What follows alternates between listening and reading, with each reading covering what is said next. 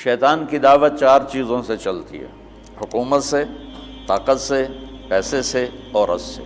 غلط عورت، بری نہیں، غلط عورت۔ الدنیا کلھا متاع وخیر متاعها المرأة الصالحہ، دنیا مختصر سامان زندگی ہے اور اس کی سب سے اعلیٰ درجے کی چیز نیک عورت ہے۔ النساء سے مراد ہے غلط عورت۔ حبب الی مجھے 3 باتیں پسند ہیں: خوشبو، عورت سے کیا مراد ہے؟ بیویاں اور میری آنکھوں کی ٹھنڈک نماز۔ تو 4 باتوں سے باطل پھیلتا ہے۔ یہ سارے چیزیں میرا استنباط ہے جو میں نے حدیث سے لیا، قرآن سے لیا۔ یہ حدیث مشہور ہے جس میں عتبہ بن ربیعہ اللہ کے نبی کے پاس آ کر کہتا ہے: ان کنت ترید بہ ملکا ملکناک علی رؤوسنا محمد، اگر تجھے بادشاہ چاہیے نا تو ہم دیتے ہیں، تو تبلیغ چھوڑ دے۔ دوسرا کہا: ان کنت ترید بہ الشرف، اگر تو اس سے طاقت چاہتا ہے، چودراہٹ چاہتا ہے، لا نقطع امرا دونک، تیرے بغیر کوئی فیصلہ نہیں کریں۔ ان کنت ترید بہ مالا، تجھے پیسے چاہیے، جمعنا لک اموالنا حتی تکون اغنى قریش مالا، پیسہ چاہیے تو لے لو، جتنا لینا لے لو، سب سے مالدار بن جاؤ۔ ان کانا انما بک الباء، عورتیں چاہیے، فاختر ای نساء قریش فلنزوجک 10، ہم تیرے سامنے قریش کی لڑکیاں کھڑی کر دیتے ہیں، جتنوں سے کہے گا تیری شادی کر دیں گے۔ اس وقت تعداد تو مقرر نہیں تھی۔ یہ 4 باتیں عتبہ نے پیش کی، تو اس سے میں نے یہ استدلال کیا اور یہ استنباط کیا کہ ان 4 باتوں سے پہلے دعوت چلے گی، پھر یہ 4 باتیں کام دیں گی۔ اگر دعوت نہیں ہے تو یہ 4 باتیں حرکت میں ہی نہیں آئیں گی۔ دعوت اصل سبب ہے، اس سبب کو اٹھانے والی 4 چیزیں ہیں۔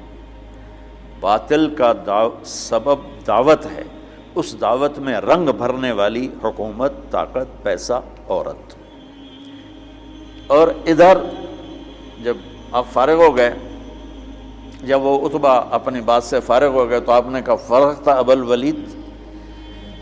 الولید، تو فارغ ہے، تیری بات پوری ہوگی؟ انہوں نے کہا ہاں۔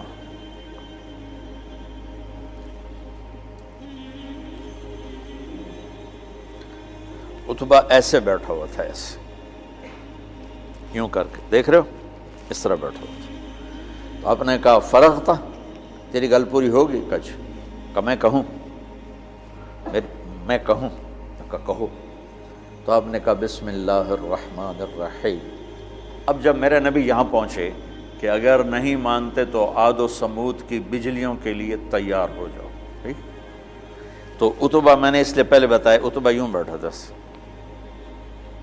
یعنی ایسے نا تکبر کے ساتھ اور لا غرض ہو کر ایسے بیٹھا، یوں سن رہا تھا۔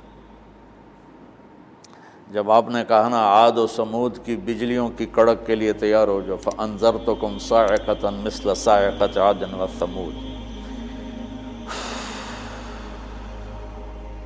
تو اس نے یہیں سے یوں جمپ لیا۔ اب میں تو نیچے گر جاؤں گا لہذا جمپ لے نہیں سکتا۔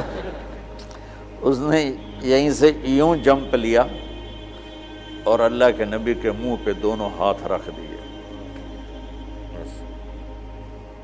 ناشدتک الرحم، کہ تجھے رشتوں کا واسطہ، تجھے رشتوں کی قسم، آگے کچھ نہ کہنا، آگے کچھ نہ کہنا، چپ ہو جاؤ، چپ ہو جاؤ۔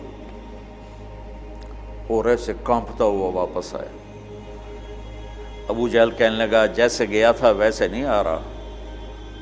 تو آ کر کہنے لگا: یا معشر قریش اطیعونی اليوم وعصونی فیما بعد، آج میری مان لو، پھر کبھی نہ ماننا، اس آدمی کو چھوڑ دو۔